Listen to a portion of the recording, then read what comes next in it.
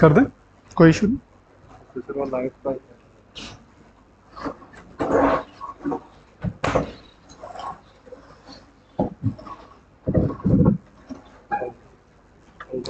ठीक है, कोई बात।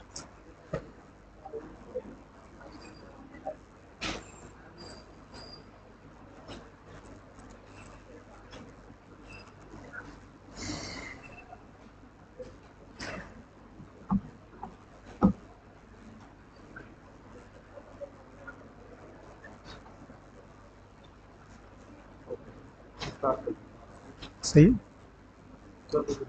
साउंड चेक कीजिए। Am I audible? Thank you.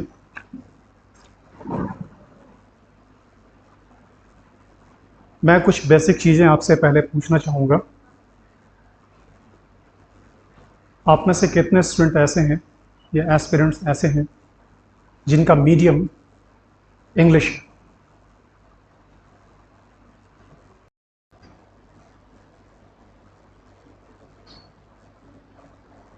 आप मुझसे ईमानदारी की उम्मीद करते हैं? It is desired. मैं सबसे पहले अपना एक परिचय दे दूंगा आपको। मेरा नाम पुष्पेंद्र कुमार है। अमात्य आईएएस में मैं जनरल स्टडीज़ के करंट अफेयर्स, इंटरनेशनल रिलेशंस के एरियाज़ को कवर करता हूँ। सोशल इश्यूज़ ऑफ इंडिया के टॉपिक को कवर करता हूँ।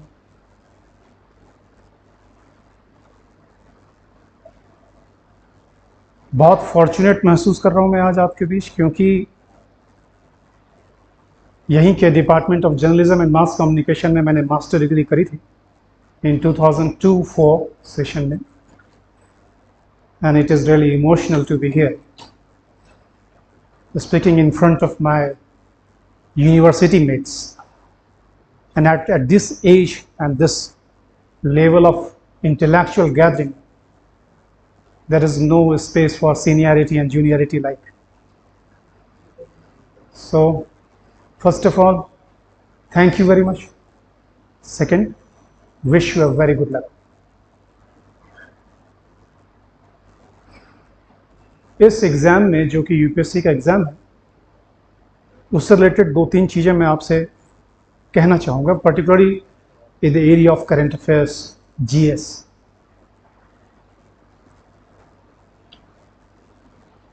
सबसे पहली बात तो ये कि ये बहुत ही, I am quote and quote, it is a risky dream.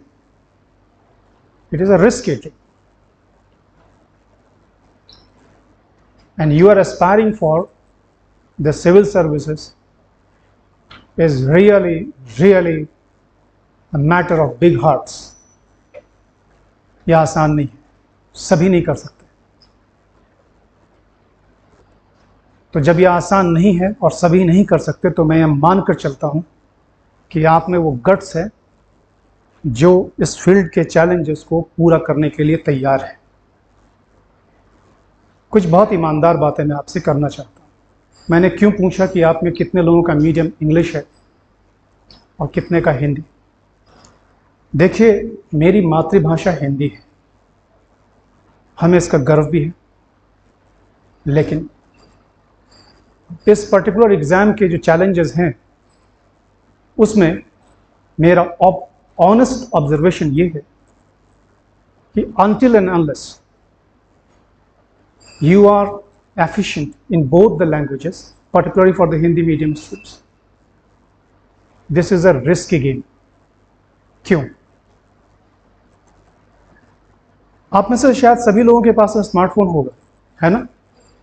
है? खोलिए।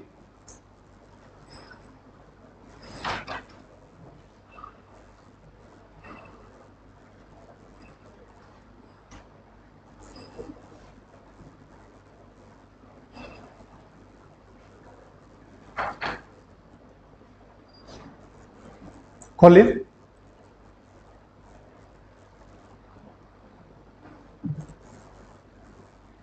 खोलिए। गूगल पर एक लॉग इन कीजिए। Why, WHY, why the Indians paying, PAYING, paying 3 to 4 times the cost of generating electricity. Yeah, I'm repeating. Why are Indians paying 3 to 4 times the cost of generating electricity? मिल गया? Cost of generating electricity मिला? मिल गया होगा? खोलिए उसे, open कीजिए इसको।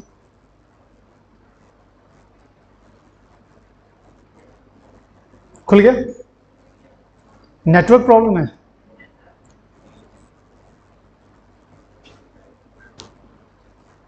मुझे लगता है कुछ लोगों का तो ओपन हो गया होगा। Thank you. मैं इसके पहले ही 2 लाइनें पढ़ता हूं। First 2 lines. India is the cheapest producer of electricity from coal, solar and wind sources in the entire Asia Pacific region. Hindi में, भारत पूरे एशिया प्रशांत महासागरीय क्षेत्र में कोयला, सौर और पवन आधारित ऊर्जा स्रोतों से विद्युत उत्पादन करने के मामले में सबसे कम लागत में उत्पादित करने वाला देश है। यही मतलब है इसका। The second point, the second line, it is the only country in the region where solar power costs almost 14% less than that of the thermal power. इस पूरे एशिया प्रशांत क्षेत्र में भारत एकमात्र देश है जहां कोयले से उत्पादित होने वाली बिजली, सौर ऊर्जा से उत्पादित होने वाली बिजली की लागत कोयले से उत्पादित होने वाली बिजली से 14% कम है। मैं अब आपसे एक प्रश्न पूछता हूं, आप में से कितने लोगों को ये यकीन है कि ये पहले 2 सेंटेंसेस यूपीएससी के क्वेश्चन पेपर में रीजन असर्शन, कथन और कारण या बिंदुओं के रूप में पूछा जा सकता है? हाथ उठाकर बताइए। Thank you.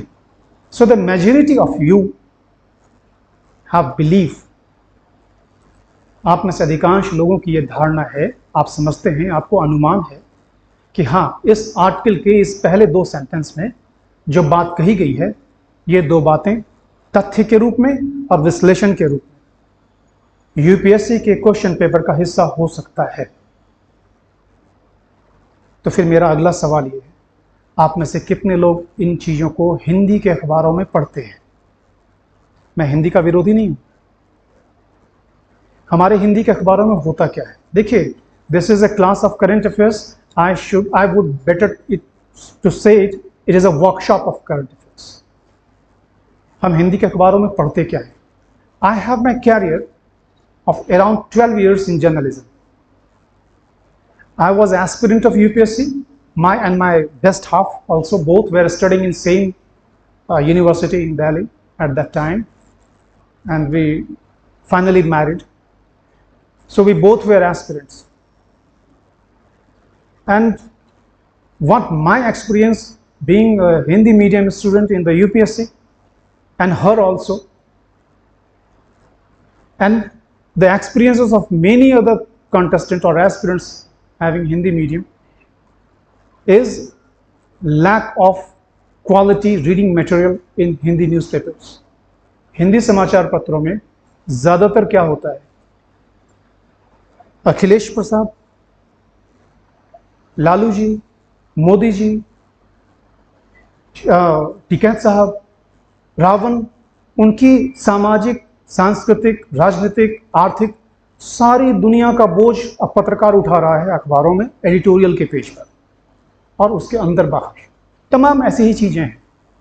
आप हिंदी, मैं आपको बहुत ईमानदारी से कहता हूँ, I can give you demonstration if I would give another time, कि why reading newspaper is a waste of time. Literally, reading newspaper for the preparation of this particular type of exam is a waste of time. Take my word. It's a waste of time. Why it is a waste of time? It is a waste of time because of that quote unquote political subtext and text into the newspapers. आपने कभी सोचा है कि newspaper आपके लिए लिखा गया है क्या? वो न्यूज़पेपर जिसे आप पढ़ते हैं वो नाई की दुकान पर भी है, हलवाई की दुकान पर भी है और डीएम के टेबल पर भी है, तो वो एस्पिरेंट्स के लिए कैसे लिखा गया? So it is managing whole of the spectrum of the society and you are believing that it is written for you. It is just a joke. What a joke. कैसा मजाक. आपके लिए जो लिखा गया है वो कुछ और है, जिसे आप ज्यादातर नहीं देखते. आप में से कितने लोगों ने इस आर्टिकल को देखा होगा? हाथ उठा दीजिए. आपने देखा? तो पहले, इससे पहले? गुड. और नहीं देखा? तो मैं यहां पर चुनौती नहीं दे रहा किसी को, लेकिन फिर भी मैं ये पूछना चाहता हूं, इस आर्टिकल में बातें क्या है? इसमें बताया गया है कि जो हमारे देश में सर बिजली बन रही है ना सर, वो कहाँ पे सर बहुत हो रही है और सर उसके क्या परिणाम है, यूज है और वेस्ट है.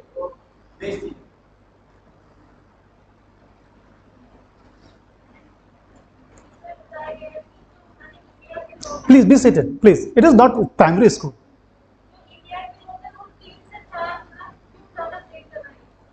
वो तो उसके हेडिंग से.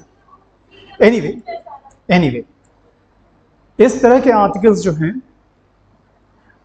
ये आपको फैक्चुअल इंफॉर्मेशन देते हैं, साथ ही साथ एनालिटिकल एबिलिटी देते हैं. हमारी यूपीएससी प्रिपरेशन में सबसे बड़ा ड्रॉबैक क्या है वो मैं आपको बताना चाहता हूं, और ये क्यों इंपॉर्टेंट है. Current affairs. मैं उस समय में मैंने प्रिपरेशन की है जब subjects were important, current affairs was not, GS was not. So I am from that generation which gave UPSC particularly subject based. Now the UPSC of your times, आपके समय की UPSC में it is subject, it is not oriented on subject, even it is not decided by the subject. आपके विषय से आपके सफलता तय नहीं होती है. आज GS पेपर, जनरल स्टडीज का जो आपका पेपर है वही आपकी सफलता को सुनिश्चित करेगा, सब्जेक्ट नहीं तय करेगा. एकदम इसे लिख लीजिए आप. Subject will not decide your success. Your success is going to be decided by only and if and only it is GS. So what is GS? It is everything you are looking at. Everything. जो कुछ भी आपको दिखाई देता है वह सब कुछ GS है. तो आपको क्या क्या दिखाई देता है? सवाल तो ये है. वो जो अखबार में छपा है, फिर आप कभी सफल नहीं हो. मुझसे लिख लीजिए, कभी सफल नहीं. क्यों नहीं होंगे? क्योंकि अखबार आपको वो दिखाना नहीं चाहता भी नहीं है, वो आपके लिए लिखा भी नहीं गया है.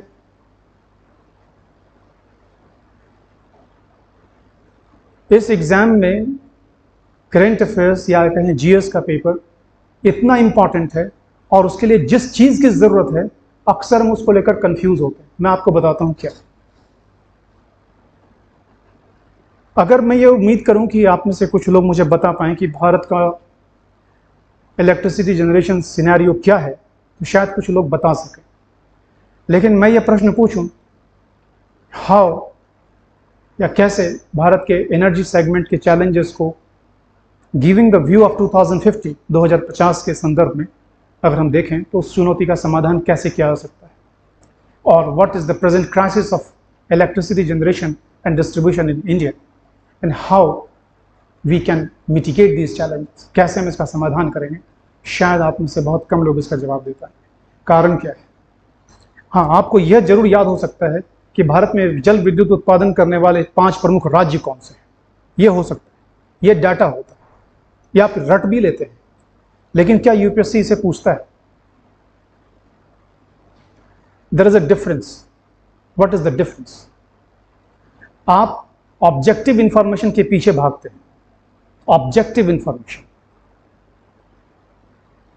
यूपीएससी का जो टारगेट है, the way UPSC eliminates, is subjective analysis. आपकी उस विषय और उस संदर्भ प्रश्न के संदर्भ में आपकी विश्लेषणात्मक क्षमता कितनी है। ये तो आप भली प्रकार जानते हैं ना कि इसमें इंटरव्यू पास करना होता है। इंटरव्यू पास करने के लिए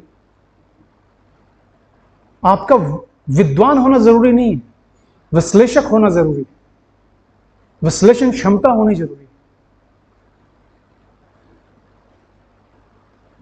सूचना से ज्ञान में रूपांतरण या प्रगति आपकी, और फिर ज्ञान से विद्वान में, विद्वता में परिणति आपकी, ये एक फेज है।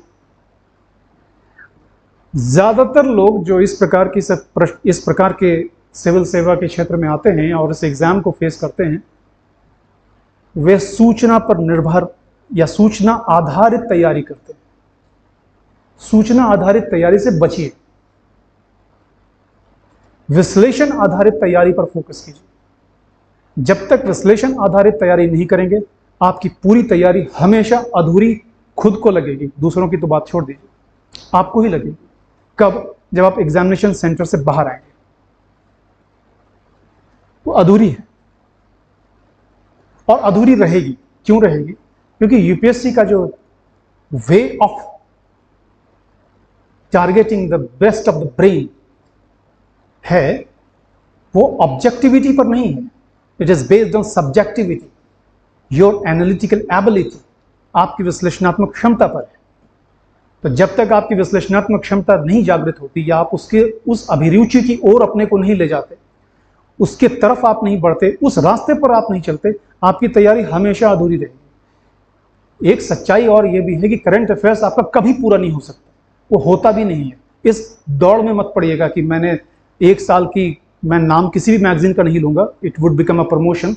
सो आपने एक्स या वाई या जेड मैगजीन या वेबसाइट या पढ़ ली, देख ली, पूरा देख लिया तो आप हैं कि आपकी पूरी तैयारी। No, it is not.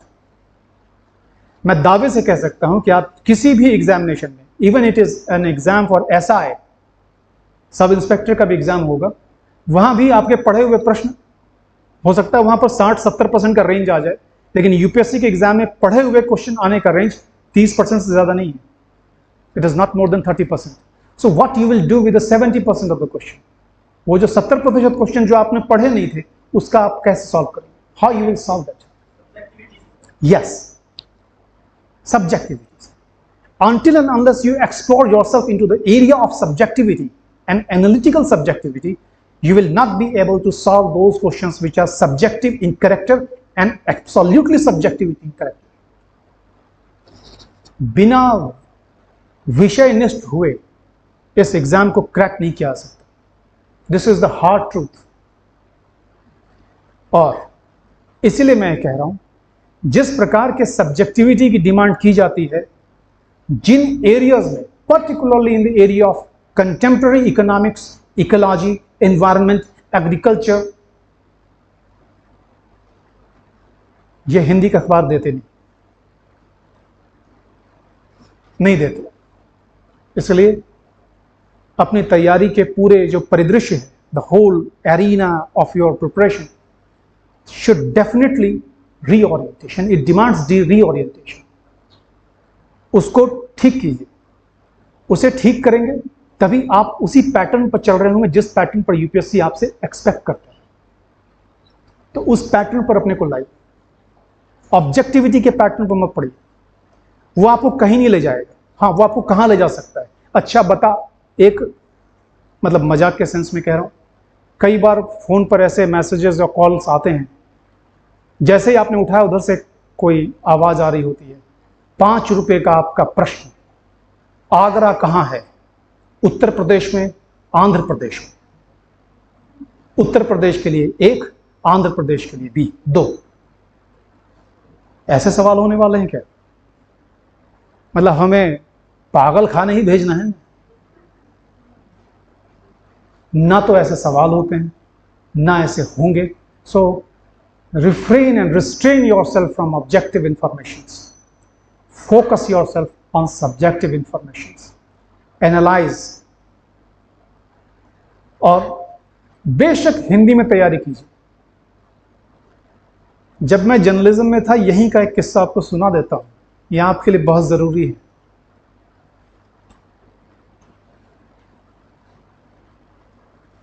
आप में से 5 लोग मुझे हाथ उठाकर बताएं कि मैं इस प्रश्न का जवाब दूंगा जो मैं पूछने वाला हूं। 5 लोग। 1 2 3 4, एक और 5। Thank you. क्या आप मुझे 5 लाइन लिख के दिखा सकते हैं? हु एम आई, मैं कौन? या प्लीज, बाद में दे दीजिएगा। This is 3 word question. मैं कौन हूं?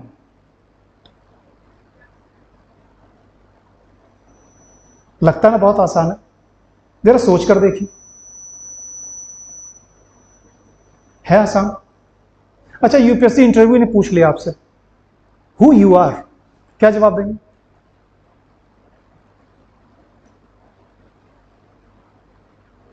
जिन 5 लोगों ने हाथ खड़ा किए, मैं उनको बहुत बधाई देता हूं, शाबाशी। लेकिन मैं आपको बताता हूं, आप में से ज्यादातर लोग क्या बताएंगे। मेरा नाम पुष्पेंद्र कुमार है, मैं श्री उमाकांत झा का बेटा हूं। मेरी उम्र अब 48 साल है।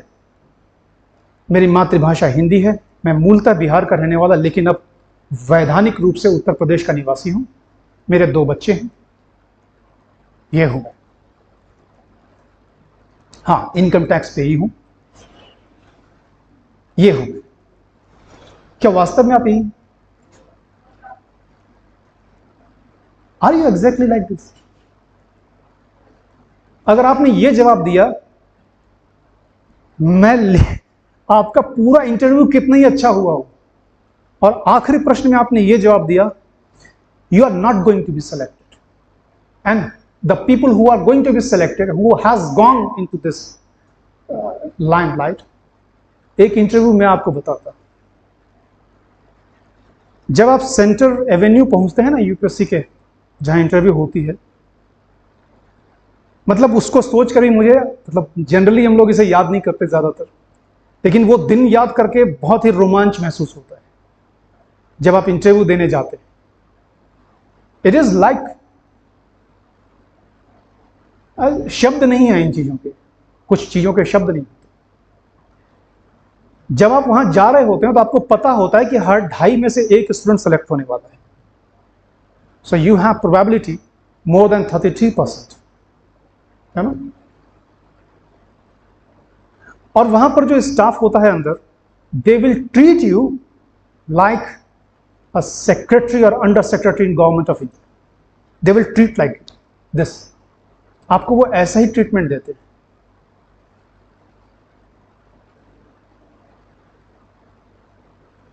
वहां जाकर इंटरव्यू फेस करना लाइफ के सबसे सबसे सबसे मेमोरेबल मोमेंट्स में से एक है, और होता है, चाहे वो जिनको सफलता मिली हो, जिन्हें ना भी मिली हो। एक सज्जन जो इंटरव्यू बोर्ड में इंटरव्यू देने पहुंचे थे, आप लोग बाद में जानिएगा, पता कीजिएगा इंटरव्यू होती कैसे है, वो एक अलग इशू है। जब उनको कॉल किया गया ना, नेम कॉलिंग हुई, जब उन्होंने डोर को खोला, उन्होंने पूछा, मैं आई कम इन सर? चेयरमैन ने कहा, no you can not, you can go. उसने दोबारा पूछा, सर मैं आई कम इन? चेयरमैन ने कहा, I repeat, you can go now. और वो उल्टे पांव वापस आ गया। बाहर निकला तो हम जैसे उसके यार दोस्त भी गए थे, इंटरव्यू देने जा रहा बंदा, माता पिता जाते हैं, यार दोस्त साथ में जाते हैं। तो उस रोड पर जब माता पिता से मुलाकात हुई, उनसे पूछा कि कैसा हुआ इंटरव्यू। उसने कहा, जब मैंने इंटरव्यू के लिए नॉक किया डोर पर, तो उन्होंने कहा कि मैंने पूछा क्या मैं अंदर आ जाऊं? गोरखपुर के थे। कहा कि मैं अंदर आ जाऊं? उन्होंने कहा नहीं, आप अंदर नहीं आ सकते। बाबूजी मैंने दोबारा पूछा, मैं अंदर आ जाऊं? उन्होंने कहा नहीं, आप नहीं आ सकते। मैं वापस चला आया। सड़क पर रोना पीटना मच गया परिवार का। नालायक, इतने साल पढ़ाया लिखा, इतनी मेहनत से यहां तक पहुंचा है और तू इंटरव्यू छोड़ के चला गया। अरे कहा तो होता कि मैं इंटरव्यू देने आया हूं। दोस्तों ने भी क्या क्या नहीं कहा उससे, कुछ सांस्कृतिक कुछ असांस्कृतिक भाषा में। And that fellow was in the selection list, वो सिलेक्ट हो गया। क्यों जानते हैं? When you are reaching to this interview level of competition, the only difference between you as an aspirant and the interview taker is experience. सिर्फ अनुभव का अंतर है और कुछ नहीं। उन्होंने उस आदमी की जो बायोडाटा था ना उस एस्पिरेंट की, he was actually working with a multinational company with 3 or 4 years of experience, profile working in abroad in a very critical posts. Organisational work काफी सारा था और सिर्फ उसके इस प्रेजेंस ऑफ माइंड पर उसका सिलेक्शन हो गया। उसने रिजेक्ट जाने से मना, उन्हें कहा, मना किया, मान लिया, वापस आ गया। So this is all about very different character of you. यह आपका बेहद खास होने की डिमांड करता है, स्पेशल होना डिमांड करता है। और यह स्पेशलिटी ऑब्जेक्टिव इंफॉर्मेशन में नहीं है, यह स्पेशलिटी एनालिटिकल एग्जामिनेशन में, विश्लेषणात्मक परख करने में, हर एक बात का, हर एक चीज का। करंट अफेयर्स पर आइए, आप लोग बोर हो रहे होंगे। हाल में India Mauritius comprehensive economic and development partnership agreement sign हुए ना? पढ़ा होगा आपने कुछ लोगों ने। कितने लोगों ने पढ़ा था? भारत मॉरिशस आर्थिक विकास व साझेदारी समझौता। नहीं पढ़ा आपने? कोई बात नहीं, मैंने पहले ही कहा, it is a vast area, many thing will left out. मैं आपसे एक सिंपल सा प्रश्न पूछता हूं, भारत और मॉरिशस दोनों के बीच में कंपैरिजन क्या है? मैप में ढूंढ के बता सकते हैं मॉरिशस है कहां? कितने लोग बता सकते हैं? Thank you. इतना सा देश है मैप पर, and India is such a huge country. Delhi की जितनी आबादी है वो तो लूट जाएंगे। तो भारत और मॉरिशस के बीच में comprehensive economic and development partnership agreement के साइन होने और उसके एग्जीक्यूशन का, उसके क्रियान्वित होने का इतना इंपॉर्टेंस क्यों है? मैं आपसे पूछूं, which is the execution date of this particular agreement? वो कौन सी तिथि है जिस डेट पर इस संधि को दोनों देशों के बीच में क्रियान्वित या लागू कर लिया गया? पता है आपको? 1 अप्रैल 2021, 1 अप्रैल 2021 साइन हुआ था ये फरवरी। लेकिन मैं आपसे कहता हूं, this is the objective information. प्रश्न आपसे पूछ दिया, मान लीजिए बहुत हल्के लेवल का प्रश्न है कि अभी हाल में निम्न में से किस देश के साथ समग्र आर्थिक व्यापार व सहयोग संधि के हस्ताक्षर करने के बाद उसको क्रियान्वित किया गया? ऑप्शंस हैं Chile, Mauritius, Indonesia and Japan. आपने मॉरिशस चुना, लेकिन यह प्रश्न आने वाला है नहीं। प्रश्न क्या है?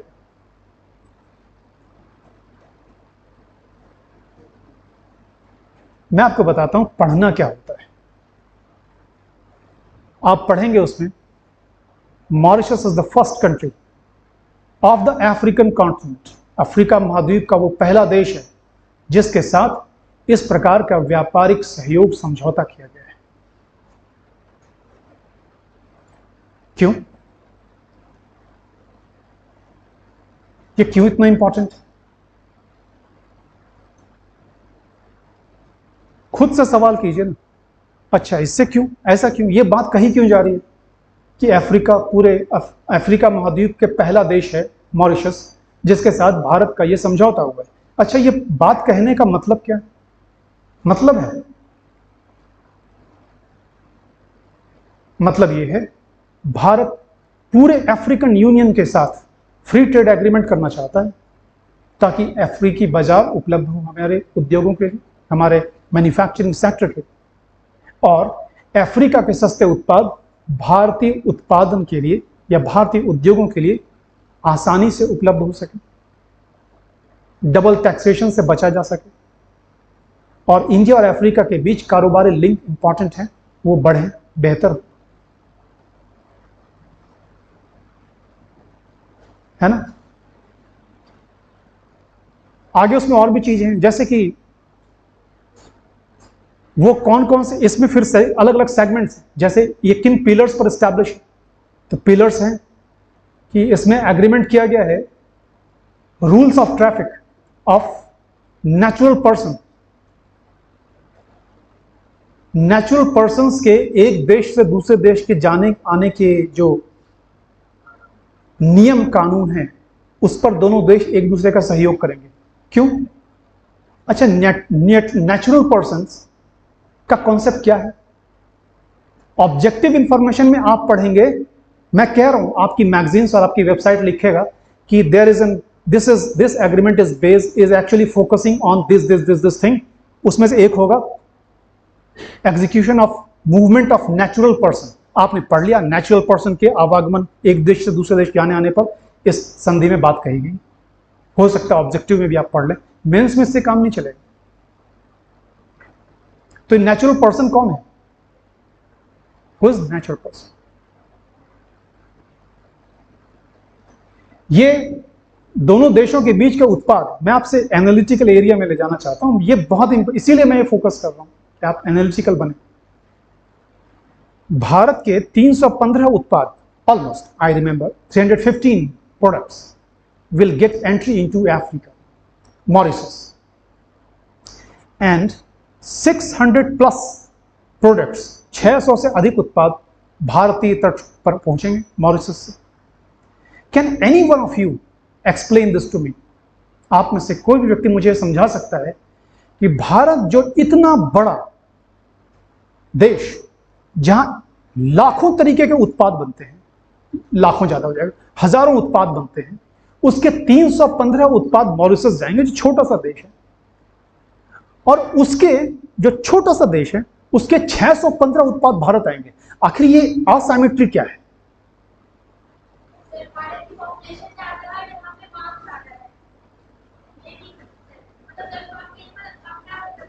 एनीवे, चलिए कोई नहीं।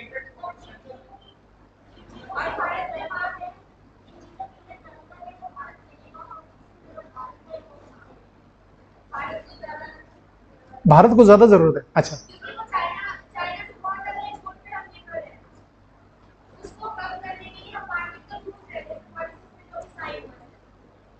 मॉरिशस में मैन्युफैक्चरिंग ज्यादा है, आप ये कहना चाहते हैं?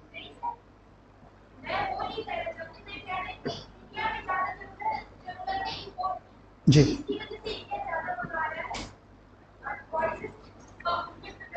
एनीवे आप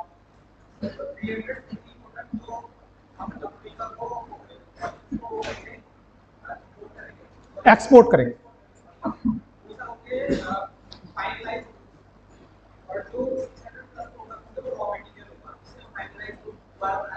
हाँ, या you are almost on the track, good, appreciate.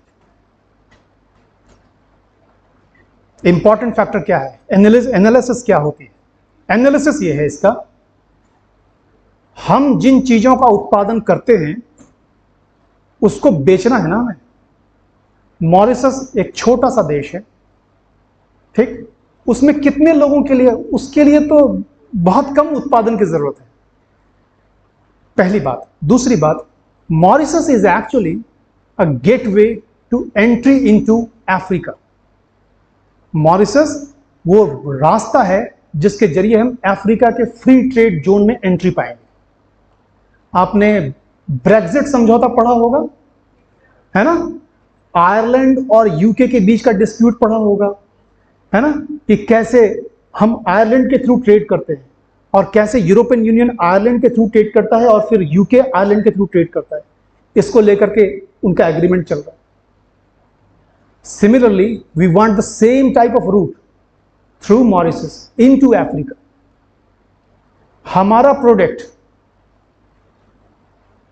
जिसकी कॉस्ट और जिसका क्लाइंट बेस या कंज्यूमर बेस एक पर्टिकुलर इकोनॉमिक थ्रेशोल्ड से ऊपर है, समझ पा रहे हैं आप बात को?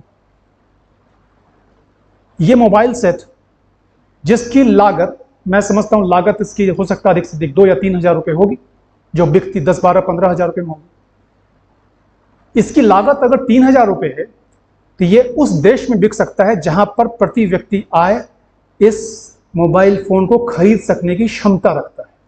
सो हजारों तरीके के उत्पाद उसी देश और ज्योग्राफी में बिकेंगे जहां पर economic level of standard particular type of commodities खरीद सकता हो।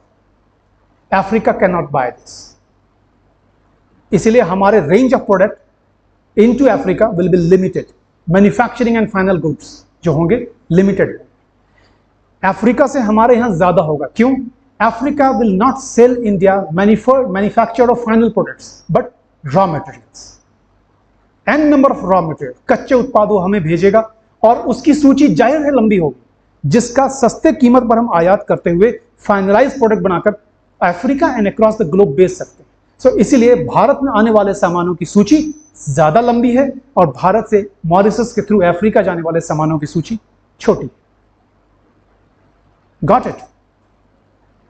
These analysis will help you in cracking the means and successfully cracking the internet. Until and unless you do this, it is not possible. संभव नहीं। ठीक, आइए चलते हैं।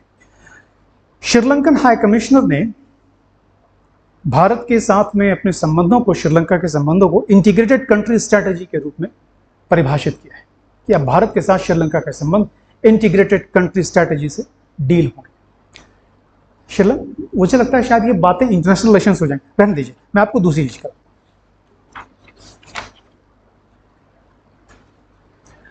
आप में से कितने लोग इंडेक्स ऑफ कोर इंडस्ट्रीज को जानते हैं? ICI, index of core industries, मूलभूत उद्योगों का सूचकांक। नहीं, ये हर महीने जारी होता है और यह सूचकांक बताता है कि भारत की अर्थव्यवस्था में बुनियादी उद्योग के क्षेत्रों की गति, दिशा क्या है। What is the dynamics and growth in these sectors. Now the question arises, what are the sectors? Sectors कौन से? Which is core industrial sector, जो मूलभूत उद्योगों का दर्जा प्राप्त किए हुए हैं। बता सकते हैं?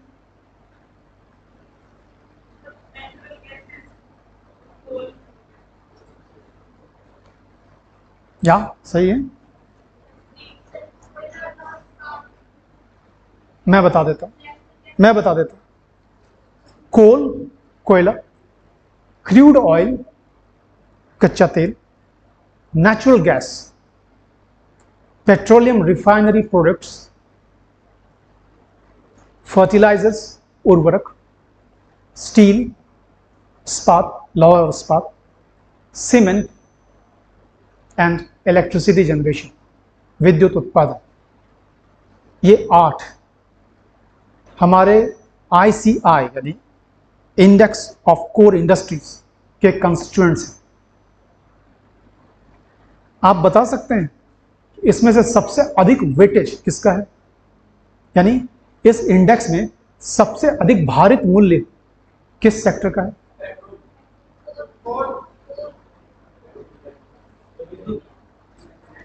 It is petroleum refinery. Petroleum refinery का वेट सबसे ज्यादा है।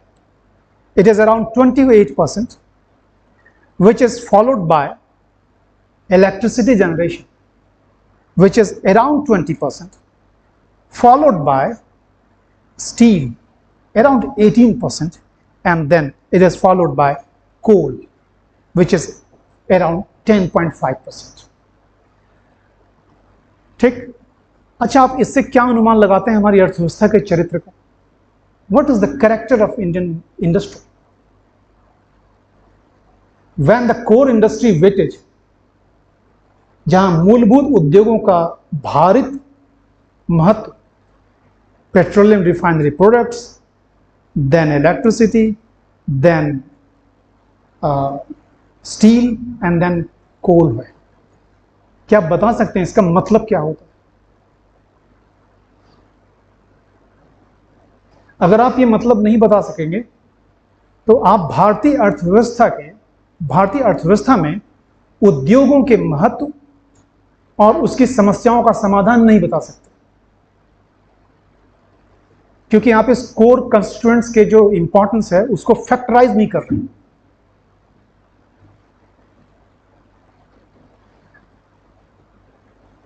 इससे पता चलता है कि India is actually, one liner जो आंसर हो सकता है वो ये, India is actually energy hungry country.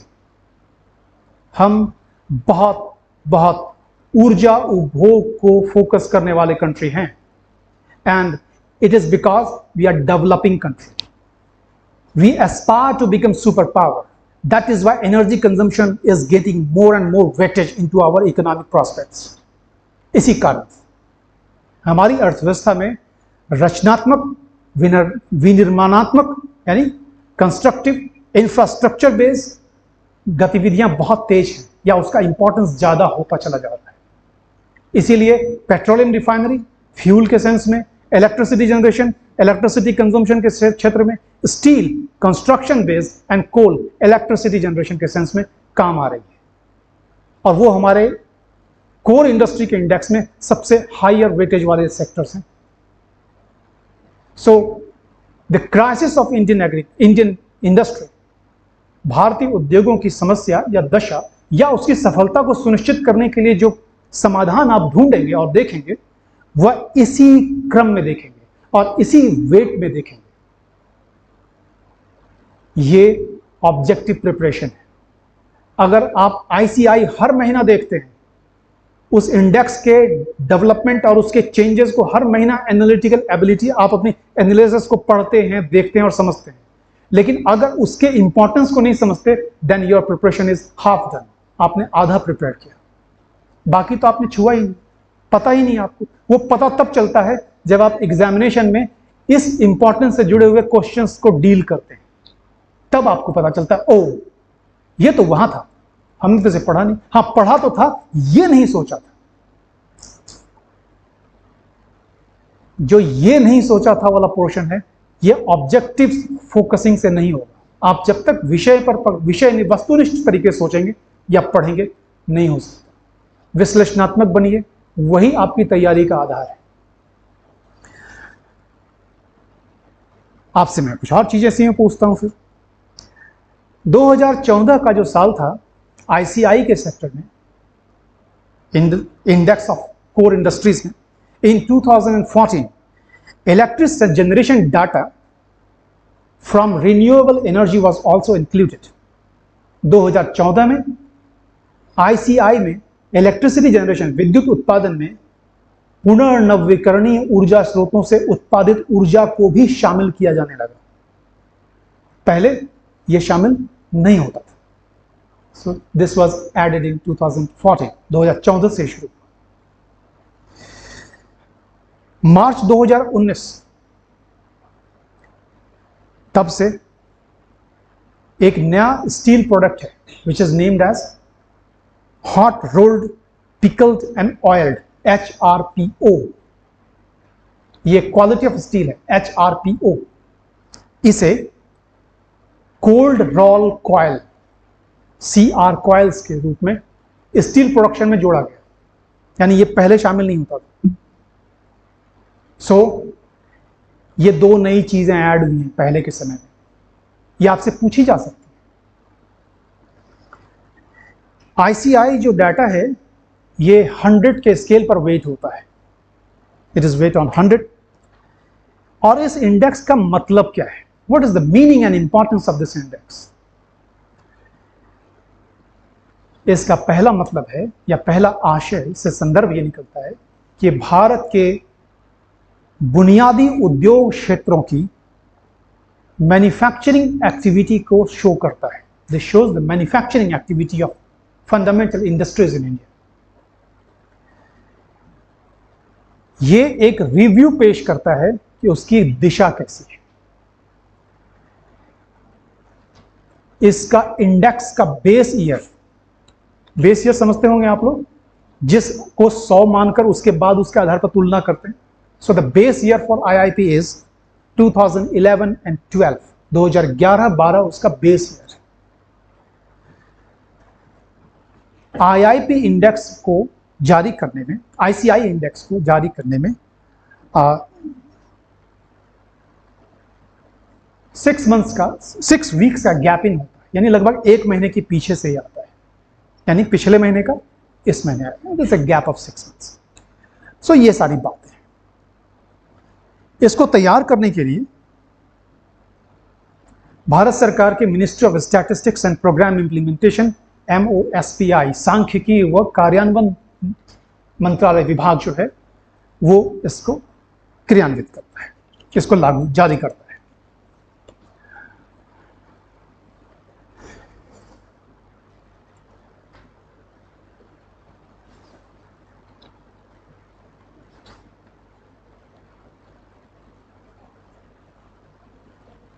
इसमें हमने माइनिंग के बारे में सुना, इसमें हमने प्रोडक्शन जैसे स्टील है, कोल है, इसके बारे में इसमें जिक्र है। आप लोग अगर यूपीएससी प्रिपरेशन कर रहे हैं तो घर जाकर के पॉलिसीज को जरूर पढ़ा कीजिए और उसको एनालाइज किया कीजिए। जैसे मैं एक नाम बता रहा हूं, पढ़िएगा इसे घर जाकर। It is in the process of making national mineral index. Why India needs a national mineral index. हम राष्ट्रीय खनिज सूचकांक को तैयार करने की दिशा में आगे बढ़ रहे हैं। नेशनल मिनरल इंडेक्स, ये क्या है, क्यों जरूरी है? ठीक है, पढ़िएगा इसे।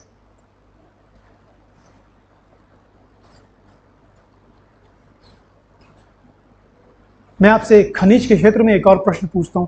बहुत लंबे लंबे डिस्कशन पेपर्स हैं इसके, उतना मुझे लगता है आपके पास भी समय नहीं है। करंट अफेयर्स में ऑब्जेक्टिव इंफॉर्मेशन पूछता हूं। हाल ही में भारत के किस जगह पर लिथियम की खोज हुई है? लिथियम, LITHUM, या लिथियम। अच्छा, लिथियम का यूजेस क्या है? बैटरीज, है ना, पावर सेवर के रूप में लिथियम बैटरीज। ये objectivity, this is called objectivity. Sorry, it is इन मांडला डिस्ट्रिक्ट इन कर्नाटक, है ना।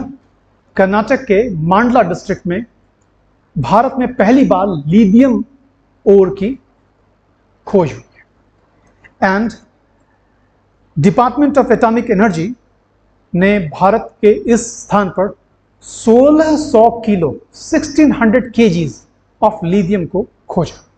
1600 किलो बहुत है, बहुत होता है ना। अगर मैं आपसे पूछूं कि लिथियम के इकोनॉमिक बेनिफिट्स क्या है, आपने कहा बैटरी में इसका उपयोग होता है, और भी क्या क्या उपयोग हो सकता है? यह सवाल आपको पूछना चाहिए जब आप इसे पढ़ेंगे ना, कि लिथियम की खोज हुई भारत में, कहां? कर्नाटक में, कांधला में। फिर आप ये सवाल पूछिए खुद से, लिथियम क्यों इंपॉर्टेंट है? Why lithium is important? इसका उपयोग क्या है? भारत की अर्थव्यवस्था में लिथियम प्रोडक्शन का इंपॉर्टेंस क्या है? Why we are hunting lithium across the globe? हम पूरी दुनिया में लिथियम के लिए मारे मारे फिर रहे हैं। हम ही नहीं, सभी देश। सबसे अधिक कहां उत्पादन होता है? किन देशों में होता है जी? हाँ, थोड़ा है वहां, अर्जेंटीना, चिली और बोलिविया। इसको कहते हैं lithium triangle. there is a lithium triangle in the world which is located in the tri-junction of Argentina, Bolivia and Chile. वहाँ पर से बाढ़ आ गई, इस वजह से वहाँ का हाँ, ठीक है, तो लिथियम ट्रायंगल है, दुनिया में सबसे ज्यादा एनरिच्ड लिथियम वहां से मिलता है. There are other important players like Australia, Australia में भी इसका उत्पादन होता है. We are getting it. Afghanistan में भी थोड़ा बहुत लिथियम वहां भी है, लेकिन अफगानिस्तान में कोई भी चीज निकालना इतना आसान नहीं है. अच्छा, मैं आपसे अफगानिस्तान का जिक्र हुआ, देखिए करंट अफेयर्स कितना इंटरेस्टिंग एरिया है, एक से दूसरी बात आप खोजते हैं और वो कितना इंपॉर्टेंट होता है. अफगानिस्तान के बारे में आप कितना जानते हैं? अच्छा, राजधानी क्या है?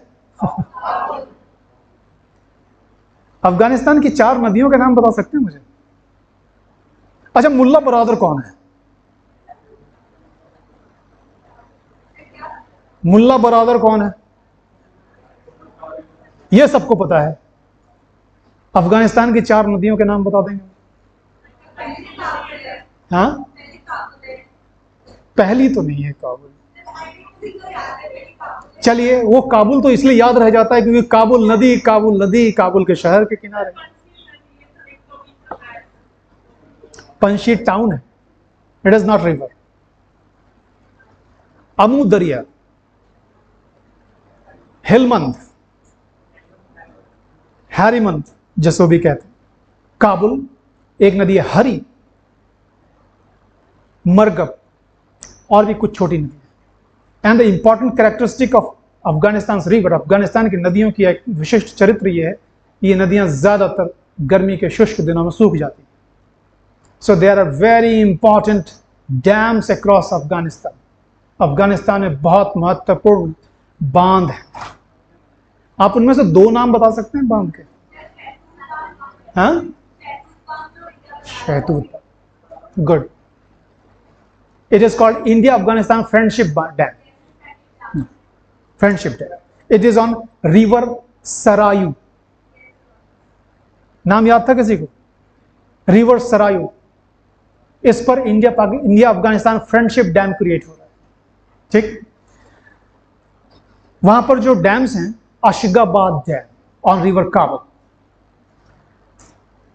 कनकनाई dam, it is on Helmand river, Nanglu Dam, it is also on Kabul. So there are certain dams in Afghanistan. Afghanistan की अंतर्राष्ट्रीय सीमा किन देशों से लगती है? अच्छा, कितने देशों से लगती है सोच के बता दीजिए.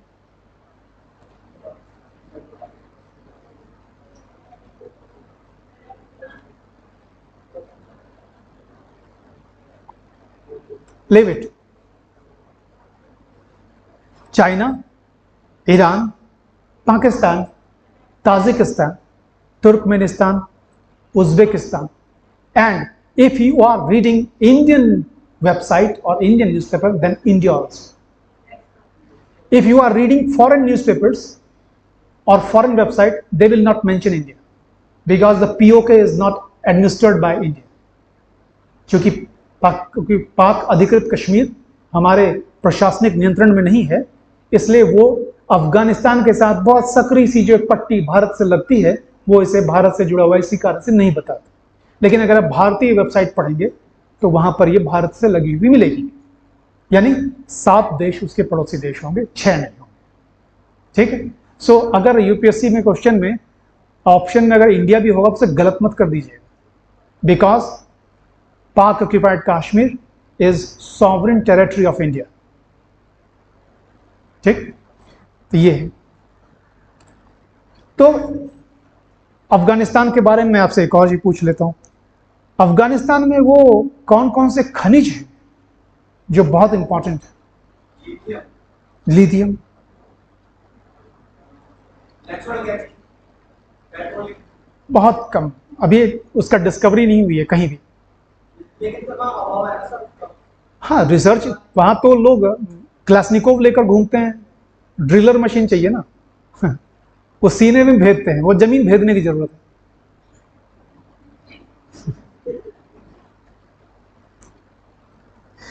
The deposits with which Afghanistan is rich in are iron ore, लौह-अयस्क, कॉपर, गोल्ड। ये 3 मिनरल्स वहां बहुत इंपॉर्टेंट हैं, लेकिन इनका एक्सप्लॉयटेशन करना बहुत मुश्किल है। आपने लिथियम नाम बताया, लिथियम भी उसमें है। Cobalt is also there, cobalt. So ये मिनरल्स हैं जो अफगानिस्तान के मेन मिनरल्स के रूप में जाने जाते हैं। Iron ore, cobalt, lithium, gold and copper. ठीक। माइंस पर ही एक और न्यूज अभी हाल में आई है। भारत सरकार ने national mineral inventory data release किया है, राष्ट्रीय खनिज संपदा आंकड़े, नेशनल मिनरल इन्वेंट्री डाटा। इस डाटा के अनुसार भारत सरकार ने भी हाल में घोषित किया है, इंडिया हैज 5, आपके तोते उड़ जाएंगे हो सकता है, 500 million tons of gold reserve. 500 million ton gold reserve है इंडिया का।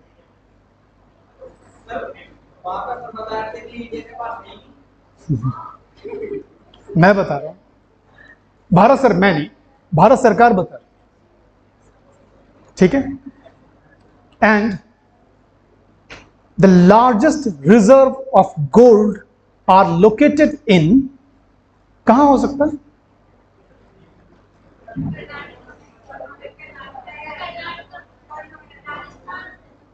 हाँ, राजस्थान किसने बताया? हाँ, ठीक। हाँ, दीजिए ऑप्शन, बताइए, आप मुझे दें। It is the largest deposit as per the national mineral inventory data, largest gold deposit reserve, स्वर्ण का सबसे अधिक खनिज भंडार जिस राज्य में संभावित है वह है बिहार। गवर्नमेंट डाटा कहती है बिहार है, हाँ है। Bihar with 44%, Rajasthan with 25% at second position, Karnataka with 21%, West Bengal with 3%, Andhra Pradesh is also with 3% and Jharkhand with 2%. So Bharat में स्वर्ण का खनिज भंडार जो जमीन में है उसका सबसे अधिक हिस्सा बिहार, उसके बाद राजस्थान, फिर कर्नाटक और फिर पश्चिम बंगाल और आंध्र प्रदेश दोनों 3-3% के साथ चौथे स्थान पर। अच्छा, सोने का भंडार होने का इकोनॉमिक और पॉलिसी रिलेटेड मैटर क्या है? What do you mean by it, what you refer by it, आप इससे मतलब क्या निकालते हैं?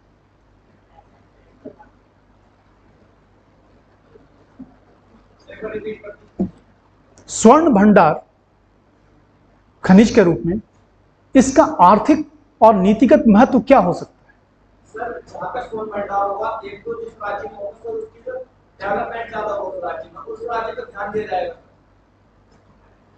अच्छा, और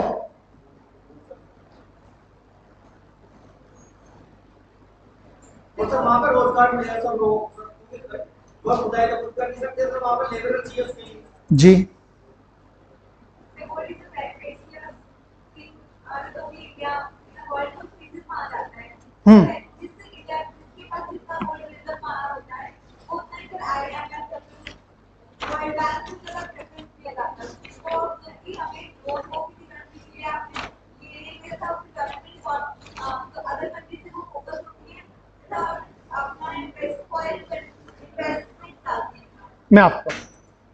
मैं आपको एक आर्टिकल दे रहा हूं पढ़ने के लिए, घर में जाकर इसे पढ़िए, नाम नोट कीजिए, a goal for India at the rate of 100।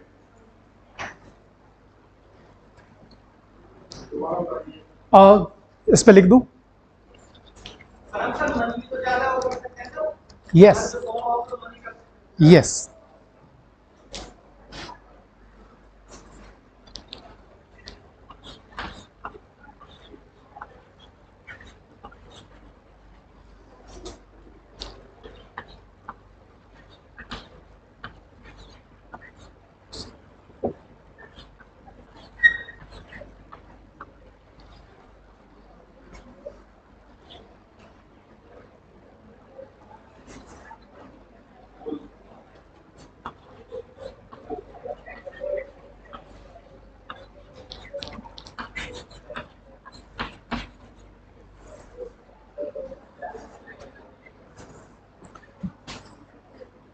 A gold for India at rate 100, reserve the रुपए। इसे घर जाकर पढ़िए, इंग्लिश में पढ़िए। यह बताता है, देखिए चीजें इंटर रिलेट करना सीखिए। कौन सा? अ gold for India at the rate gmail@.com लिखते हैं ना, @100 रिजर्व द रूपी। यह बताता है यह आर्टिकल कि हम जब आज़ादी के 100 साल होंगे तब हमारी उम्मीदें और हमारे सपने क्या होने चाहिए। तो उसमें एक सपना है, मैं आपसे यही में अंतर है जो मैं आपको कहना चाहता हूं। जो आप में और एक एसआई, देखिए अगर आप में से कोई एसआई का एग्जाम दे चुका हो या देना चाहता हो तो बुरा बिल्कुल मत मानिएगा, मेरा कहने का तात्पर्य कुछ और है, आप उसे गलत अर्थ मत लीजिए। एक यूपीएससी एस्पिरेंट और एक एसआई एस्पिरेंट के बीच में जो अंतर होता है वह अंतर आपको एस्टैब्लिश करना पड़ेगा। आपसे पूछा जाए आजादी के 100 साल के जब होंगे तो आप उस वक्त हो सकता है चीफ सेक्रेटरी होंगे किसी डिपार्टमेंट में, किसी मिनिस्ट्री में, सेक्रेटरी अंडर सेक्रेटरी होंगे अगर आप अगले साल सेलेक्ट हो जाते हैं। उस वक्त के भारत का आप क्या अनुमान लगाते हैं, क्या सपना है कि जब आप 25 साल के योगदान कर चुके होंगे तो आप कैसा भारत निर्मित करेंगे?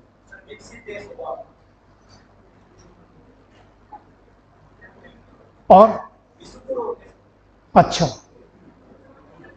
मतलब गुरु होने से ना रोक पाएंगे खुद को, सोने की चिड़िया होंगे। अगर मैं ये कहूं, अच्छा ठीक जी, आत्मनिर्भर होंगे, हो गई, हो गया, मैं कहूं ठीक। अगर आपने सिर्फ एक बात यह कही कि मेरा सपना यह है कि जब भारत के 100 साल हों आजादी के, तब हमारा रुपया विश्व की रिजर्व करेंसी में से एक हो। अंतर समझ रहे हैं दोनों बातों का? आपने कहा इंडिया सुपर पावर हो, आपने कहा पॉवर्टी ना हो, आपने कहा विश्व गुरु हो, आपने कहा ये हो वो।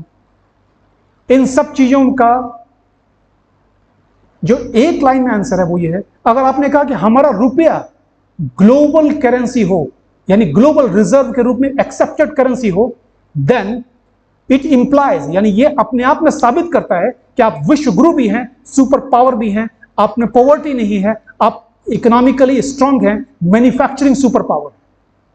This proves everything. जिसे कहते हैं ना गागर में सागर भर देना।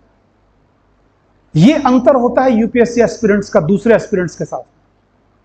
कम बात कहनी है, दूर की बात कहनी।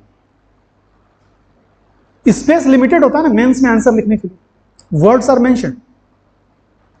आपने 250 की जगह में 350 लिख दिया तो आप ये मत समझिए कि आपको ज्यादा नंबर मिलने वाले। अगर जांचने वाले ने सहिष्णुता दिखाई तो आपको उतने ही नंबर तक रोक देंगे जितने आपकी जरूरत है, वरना काट भी सकते हैं। तो कम शब्दों में गंभीर और दूर की बात करनी है। तो अगर आपने कहा कि अगले 100 साल जब आजादी के हों, तो मेरा सपना यह है कि भारत की करेंसी रुपया दुनिया की एक्सेप्टेड ग्लोबल करेंसी हो, यानी रिजर्व करेंसी के रूप में इंडियन रुपीज हो। This is master class answer. जिस आदमी ने यह आंसर दिया उसके बारे में समझा जाएगा कि वे रुपये का इकोनॉमी में, सोसाइटी में एंड पॉलिसी में इंक्लूजन क्या है, मतलब क्या होता है,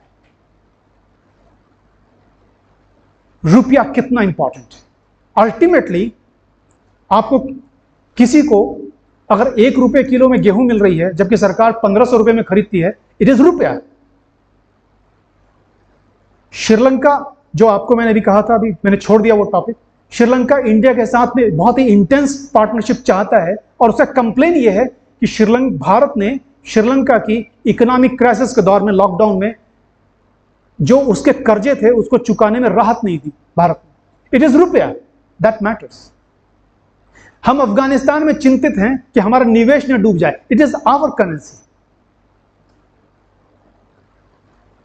वो कोई साल में 72,000 रुपये किसानों के खाते में डालना चाहता है, कोई 2,000 रुपये हर 3 महीने पर डालता है। इट इज रूपी। आप बता सकते हैं कि दुनिया की कौन सी करेंसी में का सबसे अधिक वेट है foreign reserve? Wrong.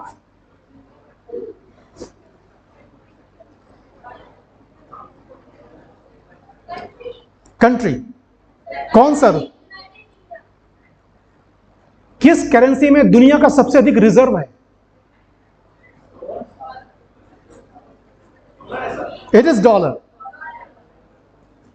55% of the global reserve is in dollars. 30% is in euro. This is objective information.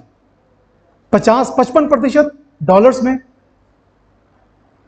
30% euro में, 15% शेष 6 other currencies, not rupee.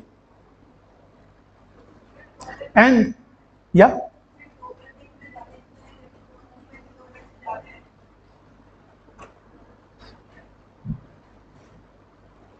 उसके लिए मुझे बहुत लंबी क्लास लेनी पड़ जाएगी। मैं आपको ब्रीफ में बता देता हूं। Dollar was not global currency up to second world war. Dollar was not the global currency. Dollar became the global currency post second world war. ऐसा क्यों? आप में से कुछ लोग इतिहास के छात्र होंगे, मुझे जहां तक उम्मीद है। जब द्वितीय विश्व युद्ध हुआ था, उसके बाद जब दुनिया के विजेता राष्ट्रों ने पराजित राष्ट्रों के साथ में जो अरेंजमेंट्स किए और जिन शर्तों को लागू कराया, आप में से जिन लोगों ने ग्लोबल हिस्ट्री, वर्ल्ड हिस्ट्री पढ़ी होगी, फर्स्ट वर्ल्ड वॉर और सेकेंड वर्ल्ड वॉर दोनों ही वॉर्स अगर आपने रीड किए हैं, हालांकि हिस्ट्री मेरा सब्जेक्ट नहीं है, अगर यूएस की एंट्री इन वॉर्स में ना होती तो मित्र देश ये चुनाव ये जीत नहीं सकते थे। यानी यूके, फ्रांस जैसे देशों के जो गठबंधन था, ये इस जंग को जीत नहीं सकता। When US entered into this war decided. So US का say in the round table negotiations was stronger. यानी US ने जो नेगोशिएट किया वो स्ट्रॉन्गर बना। और सेकेंड वर्ल्ड वॉर के बाद में अरब देश, जहां से दुनिया के खनिज संपदा के रूप में एनर्जी रिसोर्सेज का जो कारोबार था, उस पर अगर आप वर्ल्ड हिस्ट्री देखेंगे तो आपको पता चलेगा कि वो जो तेल के क्षेत्र, समृद्ध क्षेत्र, उसमें यूएस और यूके ने अपने अपने इलाके बांटे, है ना। तो ये सारे, और उसमें शर्तें ये रखी गई कि इनका जो ट्रेड होगा वो डॉलर्स में करना पड़ेगा। So from the marginal economy to the major economy, the second world war is a transition period. फिर बहुत सारी बातें हैं कि वो कैसे हुआ। मतलब एक आपको मैंने हिंट दिया, one of the factor is the second world war and US का दुनिया के उस ग्लोबल नेगोशिएशन में जो हुआ था, उसमें उसकी जो स्टेक थी, उसमें जो उसने शर्तें लगाई, उससे dollar became the global currency. और इस कारण से उसके बाद, और फिर यूएस में जो टेक्नोलॉजिकल गेन किया और उसकी टेक्नोलॉजी की जो लागत थी, it all decided the US dollar, है ना। वो एक अलग कहानी है। एनीवे, तो आपको ये सारी चीजें पढ़नी होती है। आपने अभी हाल में एक और चीज पढ़ी होगी, मैं आपसे पूछता हूं, देखिए आपने इसे देखा है या नहीं।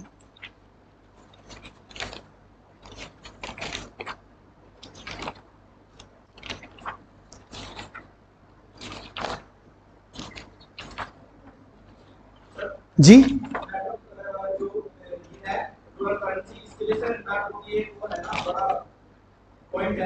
नाटो? नो, नहीं, वो नहीं।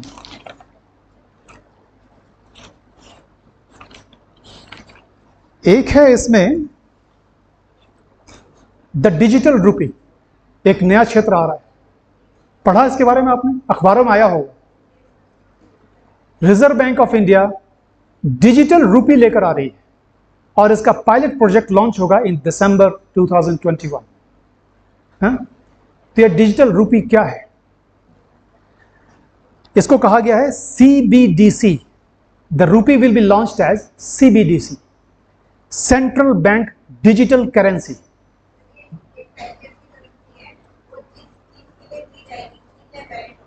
नहीं, ये तो बहुत मल्टी सेक्टर है।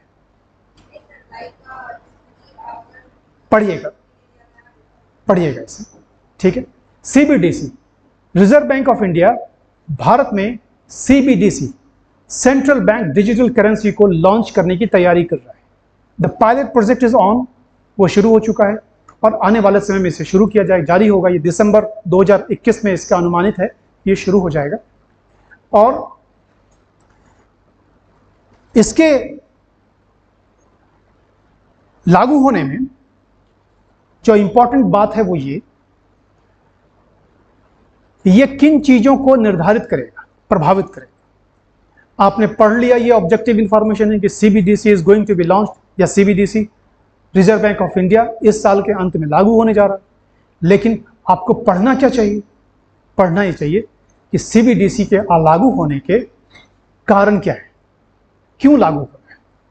इससे हमारी अर्थव्यवस्था, हमारी शासकीय नीति, जिसे आप budget making and the governance कहते हैं, पॉलिसी एग्जीक्यूशन, उसमें इसका क्या योगदान है, ये क्यों भारत के समावेशी विकास के लिए आवश्यक है। Why this type of digital currency is important in ensuring inclusive growth and development. समावेशी विकास और भागीदारी के लिए डिजिटल करेंसी किस प्रकार से प्रासंगिक है या क्यों प्रासंगिक है, ये सवालों के जवाब आपको ऑब्जेक्टिव इंफॉर्मेशन से नहीं मिलेंगे। इन सवालों के जवाब आपको एक्सटेंसिव रीडिंग से मिलेंगे। खूब पढ़िए, और एक चीज जहां मिलती है उससे दूसरे को जोड़िए, दूसरा जहां मिलता है वो उससे में जो चीज मिलती है उससे तीसरे को जोड़िए। और जब तक इस चेन को नहीं जोड़ेंगे, एक लेव जहां तक आपको लगता है अच्छा 3-4 चेन मैंने बना ली, बहुत है, बस काफी है, समझ विकसित कीजिए। क्या आखिर इससे होगा क्या? मैं आपसे पूछता हूं, डिजिटल करेंसी से होगा क्या? इट इज डेफिनेट कि पेपर ट्रेल कम हो जाएगा, प्रिंट करके छापने की जरूरत कम पड़ जाएगी।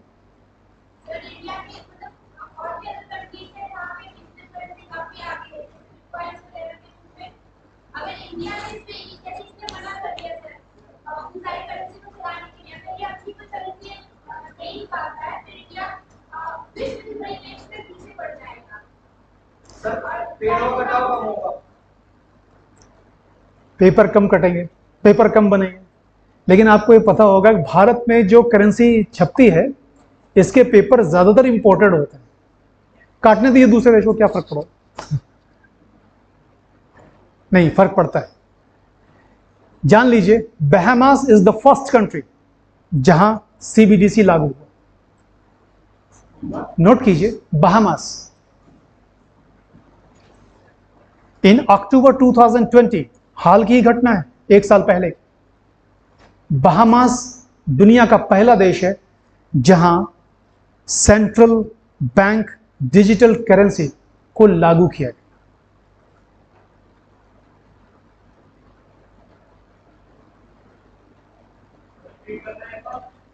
बहामास कहां है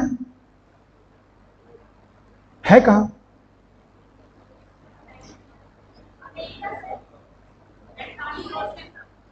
इट इज इन यूएस। अच्छा, America, what? North America. It is in the Caribbean region, Latin America कह सकते हैं आप इसे, Latin American region which is Caribbean region, जहां पर वो जो वेस्ट इंडीज की क्रिकेट टीम है, जो आइलैंडिक जो कंट्रीज हैं उनमें से बहस, जहां हमारे वो गणमान्य चोकसी साहब भागे हुए हैं। माननीय चोकसी साहब वहीं तो हैं, एंटीगुआ में कहीं शायद, है ना, वही वाला इलाका। ठीक, सीबीडीसी जो लागू होगा ये पेपर पर नहीं होगा, it will be digital.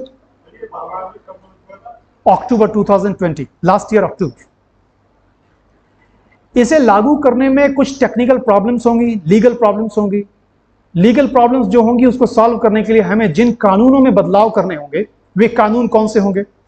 The coinage act 2011, the coinage act, spelling बता रहा हूं, क्वाइन तो समझते हैं ना, क्वाइन सिक्का, क्वाइन के आगे एज लगा दी, द क्वाइनेज एक्ट 2011 2011 का, फेमा एक्ट, फेमा अपने आप में एक्ट है, foreign exchange management act 1999, information technology act IT act 2000। इस प्रकार के कानूनों में बदलाव करने पड़ेंगे अगर हम सीबीडीसी को लेकर आते हैं। सीबीडीसी को future money of the world कहा गया है। Why it is future money?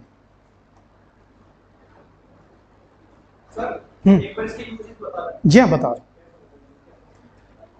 ये आपके बैंक वॉलेट की तरह होगा, जो आप भी पेटीएम वगैरह यूज करते हैं। It will be like wallet, but it will B guaranteed bye reserve bank of India. आपका जो वॉलेट है, इसे सबसे अच्छा तरीका समझने का है बिटकॉइंस। बिटकॉइन समझते हैं? द डिजिटल करेंसी, यानी आपके कंप्यूटर में, आपके कंप्यूटर एक्सपर्टाइज में जो आपने डेवलप किया डेटा या टेक्नोलॉजी, उसकी जो वैल्यू है that is converted into bitcoins, और वही आपकी करेंसी हो जाती है। समझ पा रहे हैं? बिटकॉइन यानी मेरे इस पेपर की वैल्यू दो है, एक तो वो जो इसकी पेपर की लागत है, दूसरी वो जो इसमें छपा हुआ है। वो तो एक इंफॉर्मेशन है ना, and this information is an asset, intellectual asset. So this paper has two different type of prices. One is the paper price, which is the raw paper price, which is plain, and another is the information printed on it, which is also an important asset. तो इसकी वो asset जो इसके print होने के बाद बनती है, जो वैल्यू है, this is like Bitcoin. यानी आपके IT बेस्ड जो सॉल्यूशंस हैं, जो डाटा है, उसकी जो वैल्यू है that is converted into Bitcoins. लोग बिटकॉइंस में ट्रेड करते हैं, ट्रेडिंग होती है बिटकॉइंस में। सिमिलरली, लेकिन बिटकॉइंस क्या है? Bitcoins is not a sovereign bond, which is not a sovereign currency. यानी बिटकॉइन किसी भी देश की सरकार और उस देश के केंद्रीय बैंक के द्वारा प्रत्याभूत धन नहीं है। प्रत्याभूत समझते हैं? गारंटीड। नोट पे लिखा होता है ना, आरबीआई गवर्नर की ओर से, मैं 500 रुपए अदा करने का वचन देता हूं, I give the guarantee, sovereign guarantee. यानी आप 500 रुपए देंगे तो आपको 500 रुपए मूल्य का ही उत्पाद मिलेगा। This is guaranteed by RBI और the government of India. But the bitcoin is not guaranteed by any government और एनी सेंट्रल बैंक। किसी भी केंद्रीय बैंक या उस देश की सरकार के द्वारा प्रत्याभूत नहीं होता। सीबीडीसी सरकार और उस देश के केंद्रीय बैंक के द्वारा प्रत्याभूत की गई डिजिटल करेंसी होगी। So this is the difference. समझ गया? आगे बात समझ में? हाँ, या यस, ठीक। आपकी बिटकॉइन की हैकिंग करना बहुत आसान है। क्यों? क्योंकि बिटकॉइन को इशू करने वाला प्राइवेट प्लेयर होता है। ठीक? प्राइवेट प्लेयर के पास में आपकी सारी इंफॉर्मेशन होती है। सो बिकॉज प्राइवेट कंपनी और private bitcoin players have all the information about your bitcoin asset, they can at any moment of time hack your whole of the asset. But why government will do so? मैं आपको उदाहरण देता हूं, सरकारें ऐसा क्यों नहीं कर सकती? डिमोनेटाइजेशन हुआ था, विमुद्रीकरण, है ना, जब 1000 रुपए के नोट का चलन बंद हुआ, है ना, सरकार ने सारे नोट बदल कर दिए ना। क्यों? अरे यार, पॉलिटिकल नैरेटिव मत कर। नहीं, मैं कह रहा हूं ब्लैक, वो तो पर्पस छोड़ दीजिए, पर्पस क्या था। मैं कह रहा हूं सरकार ने करेंसी बदले क्यों? क्योंकि वो करेंसी उन्होंने ही दी थी और गारंटीड थी। It was guaranteed by the government and by the act of the constitution. By the act through constitution. Sorry. चूंकि वो करेंसी जो पहले लीगल करेंसी थी, जिसे सरकार और केंद्रीय बैंक ने ही हमें उपलब्ध कराया था, इसीलिए सरकार ने उन करेंसीज को जब वापस ले, इसलिए सरकार अगर नई करेंसी उसको अमान्य करती है तो उसके सममूल्य नई करेंसी उपलब्ध कराना सरकार की संवैधानिक जिम्मेदारी है. This is the sovereign guarantee. So it was guaranteed by the government and the central bank. That is why they paid it back or changed it. किसने? उसने क्या हो गया उसका? हाँ, क्या मैं किसको? बिटकॉइन को. हाँ, तो वो बिटकॉइन को जो भी देश लीगल करेंसी के रूप में ट्रेड कर रहे हैं, वो खतरे से खेल रहे हैं. कैसे? इसे आपने अच्छा प्रश्न उठाया है. यह विषय हालांकि पॉलिटी का है, वहां पढ़िएगा इसे. वाई सॉवर्निटी, संप्रभुता, किसी भी राष्ट्र की स्वतंत्रता, सामरिक ही नहीं, सीमाओं की भी नहीं, आर्थिक भी, का निर्णायक होता है. Why sovereignty is detrimental and determinant of country security, economic and political both.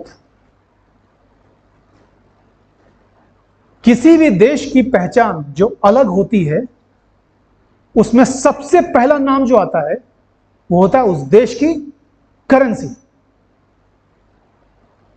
कहने को तो भारत की करेंसी भी रुपया है, पाकिस्तान भी उसे रुपया कहता है, और नेपाल भी रुपया कहता है. वो जैसे ऑस्ट्रेलियन डॉलर कहते हैं, सिंगापुर डॉलर कहते हैं, बट है ना. लेकिन तीनों ही देश अलग है. रुपया यानी वो जो करेंसी डिनोमिनेशन है, this is the symbol of sovereignty, संप्रभुता का. हमारी सीमाओं के पर खड़े हुए सैनिक हमारी संप्रभुता नहीं होते, नहीं, वो सुरक्षा के लिए अनिवार्य है, वो हमारी संप्रभुता को सुनिश्चित करते हैं. लेकिन संप्रभुता निर्धारित कैसे होती है? Currency, which is guaranteed by the government and the central bank.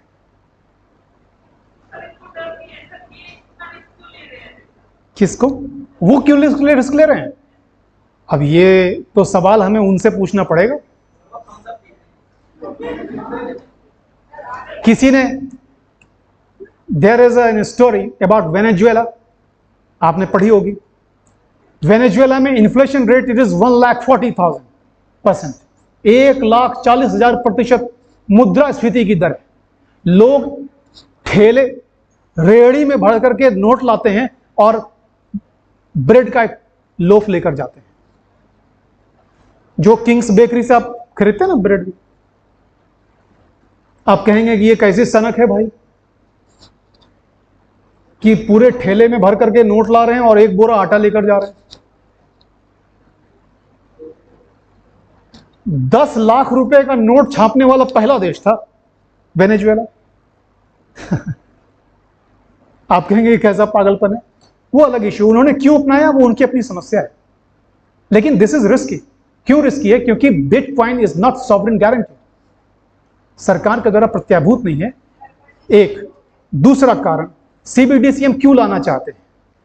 The SBI report published recently, SBI की जो रिपोर्ट है उसने कहा कि साल 2021 के पहले 6 महीनों में ही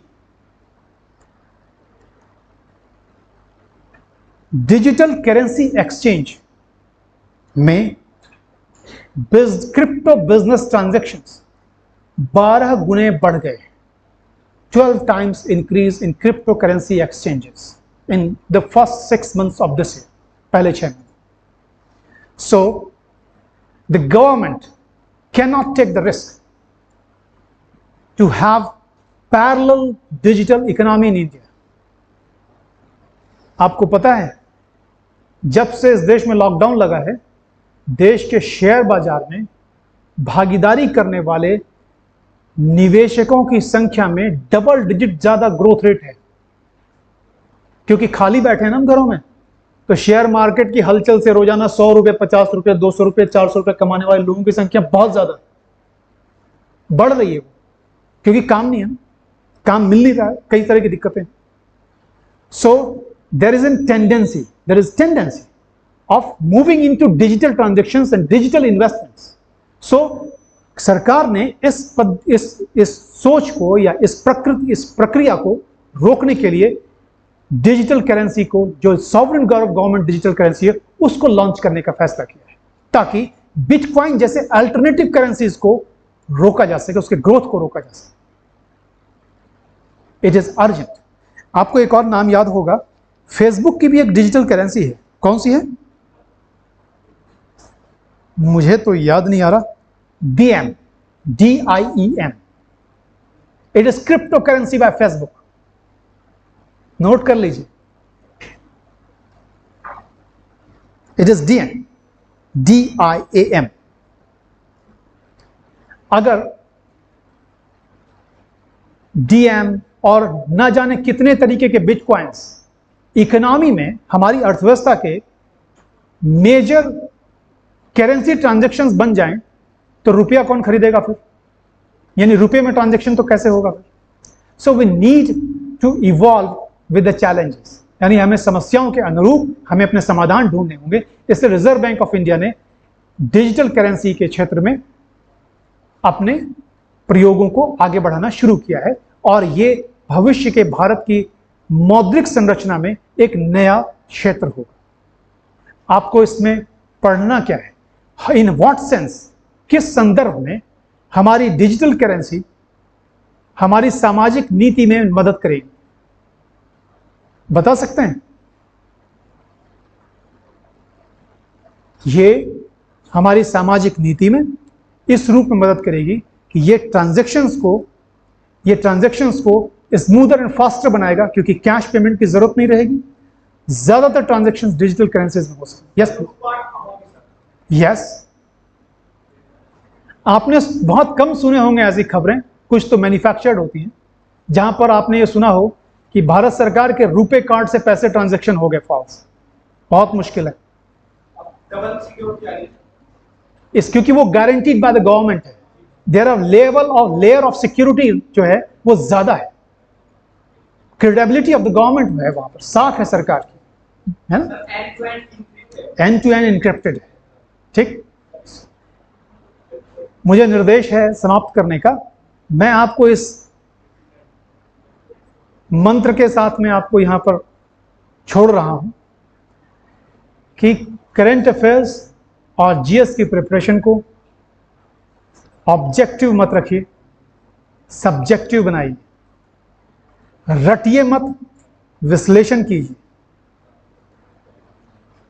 खूब सारा पढ़िए और बिटवीन द लाइंस पढ़िए। यानी अगर किसी सेंटेंस में कोई बात कही गई है, उसमें कोई एक बीच में कोई शब्द आ गया, उस शब्द को ढूंढिए, उसे छोड़िए मत। वो क्या है? सवाल खुद से ये पूछिए कि मैं जो यह पढ़ रहा हूं इसका उपयोग क्या है? आपने कुछ भी पढ़ा, यह सवाल खुद से जरूर पूछिए कि इसको मैं कहां उपयोग करूंगा। अगर हम आगे कभी मिले अगले दिन किसी मौके पर, मैं आपसे पूछूंगा, आप पढ़कर आइएगा और मुझे बताइएगा। फिर मैं आपको कह रहा हूं, आप पढ़िएगा और मैं आपसे फिर प्रश्न पूछूंगा। भारत में एक योजना चलती है, उसका नाम है वन धन योजना। नोट कर लीजिए, वन धन योजना। ठीक है, अगर हम आगे कभी मिले तो मैं आपके पढ़े हुए के बाद आपसे प्रश्न पूछूंगा। वन धन, VA।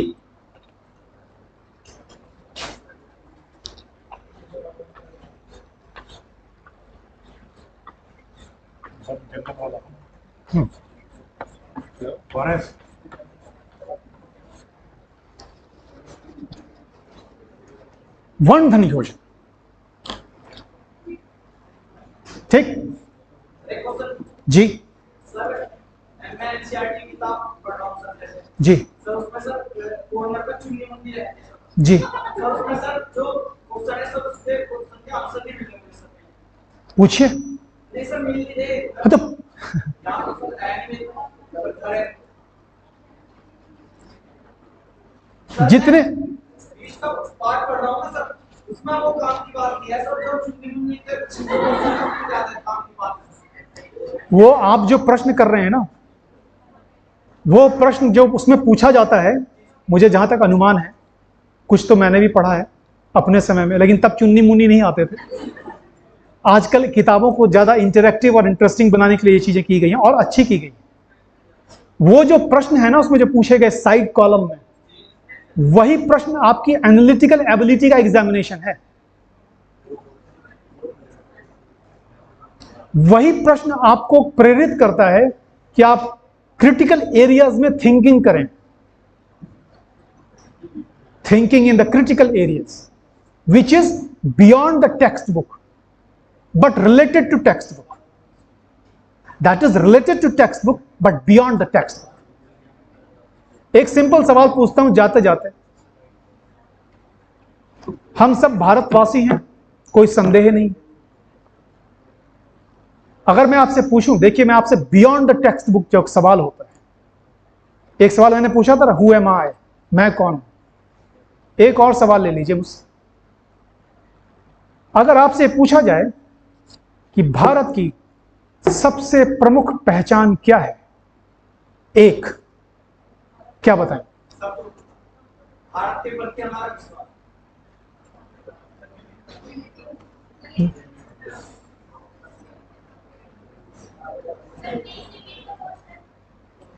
भारत की सर्व प्रमुख पहचान क्या है?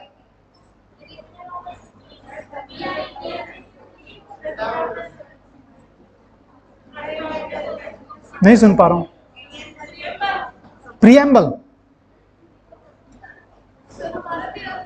तिरंगा, भारतवासी होना, इंडियन कल्चर, सत्यमेव जयते।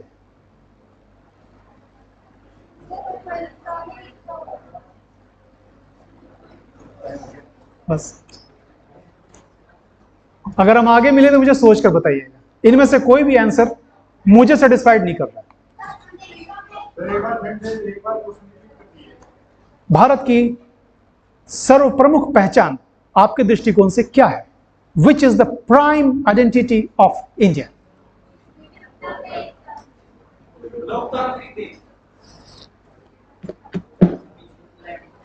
Thank you very much, thank you.